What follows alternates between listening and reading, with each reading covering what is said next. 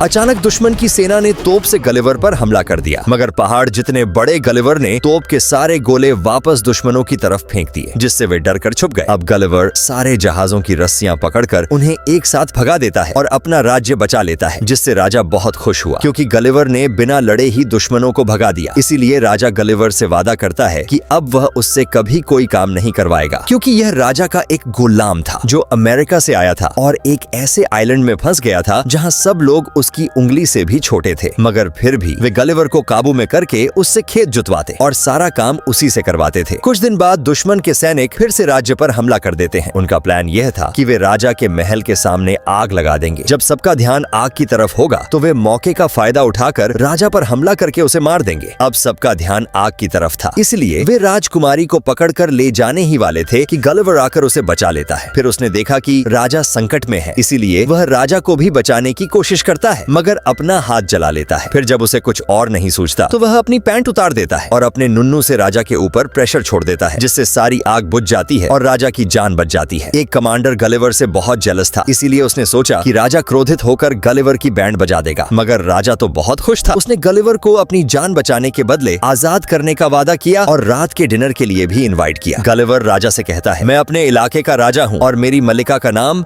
Darcy है। राजा उस पर यकीन कर लेता है और गलिवर के लिए एक नाव बनवाता है, जिस पर बैठकर अब वह किसी ऐसे आइलैंड पर चला गया जहां हर चीज उससे बहुत बड़ी थी। गलिवर को कुछ समझ में आता इससे पहले ही एक छोटी सी विशाल लड़की आई और उसने गलिवर को एक डिब्बे में बंद कर दिया। फिर जब उसकी आंख खुली तो वह एक डॉल हाउस में था और उसने लड़कियों के कपड़े भी पहने हुए थे। बच्ची गलिवर को अपना खिलौना समझती थी और उससे खेलने लगी। तभी छोटे आइलैंड पर गलिवर की गर्लफ्रेंड भी उसे ढूंढते हुए वहां आ पहुंची, मगर अब वहां कमांडर की हुकूमत थी, क्योंकि उसने राजा के साथ गद्दारी कर दी थी। कमांडर पहले से ही गलिवर से जेलस था और जब लड़की ने अपना नाम बताया कि मैं डार्सी हूँ तो उसने समझा कि शायद यही गलिवर की मल्लिका है, क्योंकि गलिवर ने पहले भी उसका नाम डार्सी ही बताया था। इसीलिए कमांडर ने उसे बंदी बना लिया, क्योंकि वह गलिवर की मल्लिका थी। उधर एक आदमी गलिवर के पास जाकर यह सब बताता है तो गलिवर अपनी गर्लफ्रेंड को छुड़ाने वापस लौट आता है। कमांडर उसे फाइट के लिए चैलेंज करता है तो गलिवर मान जाता है, मगर देखते ही देखते कमांडर का रोबोट गलिवर से भी बड़ा हो गया। गलिवर पूरी ताकत लगाता है, मगर कमांडर को 1 इंच भी अपनी जगह से नहीं हिला पाता। तभी कमांडर उसकी जमकर धुलाई करता है, लेकिन तभी एक आदमी कमांडर के रोबोट में घुसकर उसकी तारें काट देता है। अब गलिवर भी कमांडर की धुलाई शुरू कर देता है और उसे हरा देता है। इसके बाद ये दोनों अपने घर वापस जाने की तैयारियां शुरू कर देते हैं। पार्ट 2 के लिए सब्सक्राइब करें।